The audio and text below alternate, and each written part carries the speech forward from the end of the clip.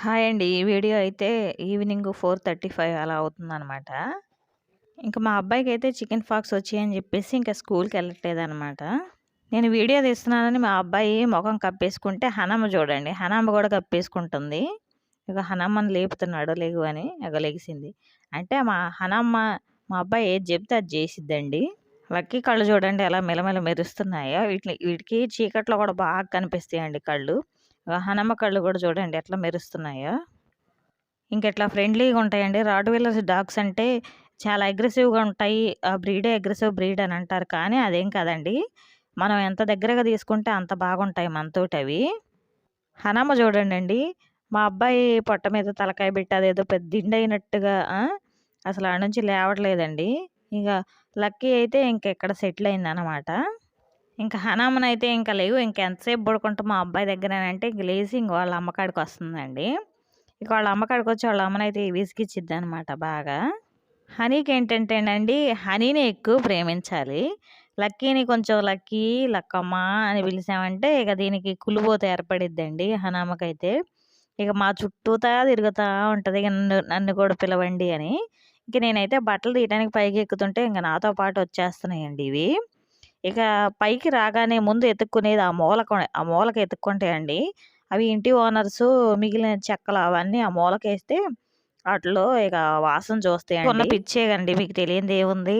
వేరే బయట వీధి కుక్కలుంటాయి గదా! వాటి కోసం చూస్తా ఉంటది. ఇంకెటు ఏం కనిపించకపోయేపాటికి మళ్ళీ దిగుతుంది. మళ్ళీ ఎక్కుతుంది. ఇంకిదేనండి లక్కీ పని.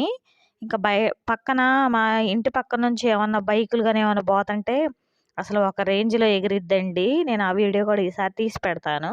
చాలా సార్లు పెట్టానులే మళ్ళీ మళ్ళీ ఎందుకులే పెట్టడం అని చెప్పేసి నేనైతే పెట్టట్లేదండి. మా సందులో గుంట ఏదన్నా బండ్లు పోతుంటే బండి శబ్దం వినపడ్డదంటే అసలకి ఉరుక్కుంటా పోయిద్దండి. ఎంత స్పీడ్ మీద ఉరికిద్దో. ఇంకా ఆ టైంలో హనమ్మ పోయిందంటే ఇక హనమ్మ పని అంతేనండి. హనామనే కొరికిద్దనమాట. అందుకనే హనీకి చాలా జాగ్రత్త ఎక్కువ. అందుకే ఆ టైంలో అసలకి లక్కీ దగ్గరికి అసలకి వెళ్ళదండి. ఇంక చుట్టుపక్కల ఏమీ కనిపించలేదు అని నిర్ధారణ చేసుకున్న తర్వాతకి మా లక్కీ అయితే కిందకి దిగిద్దండి. అంత తొందరగా అయితే దిగదనమాట. ఇంకా హనమ్మ ఇలా ఎందుకు ఇక్కడ వెయిటింగ్ చేస్తుందా అని మీకైతే డౌట్ రావచ్చు. ఈ పక్కన కూడా ఫ్రిడ్జ్ చూపిస్తున్నాగా మీకు అర్థమై ఉంటది ఈ పాటికి. ఇంకా పక్కన కూడా లక్కీ కూడా అలాగే చూస్తా ఉందనమాట.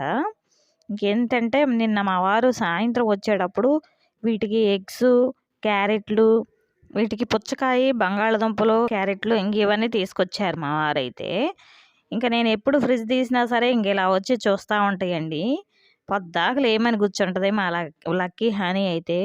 లక్కీ తక్కువే కానీ హనీ ఎక్కువ అండి అసలు. పొద్దాక ఫ్రిడ్జ్ మూతితోటి ఇట్ట పెట్టి ఇట్ట నెడతా ఉంటదండి ఒక్కొక్కసారి అయితే. నేనైతే ఎన్నిసార్లు వేయాలని నేనైతే అరుస్తున్నానండి. నాకెళ్ళే చూస్తుంది. ఇంకా చేసేదేం లేక ఇంకా ఒకసారి ఫ్రిడ్జ్ తీసానండి. అసలు ఏం కావాలి నీకని మా అబ్బాయి అయితే అడుగుతుండు. ఇంకేం చెప్పిద్దండి, ఏం చెప్పదు. ఇంకా మేమే తెలుసుకొని దానికి ఏం కావాలనేది బాగా ఇష్టం ఏంటంటే క్యారెట్లండి. ఆ తర్వాత పుచ్చకాయలు. ఇంకా ఆ తర్వాత ఇంక మీకు తెలియనిదేముంది ఇంక ఎగ్స్. ఇంకా అవి మొత్తం ఇష్టమేనండి.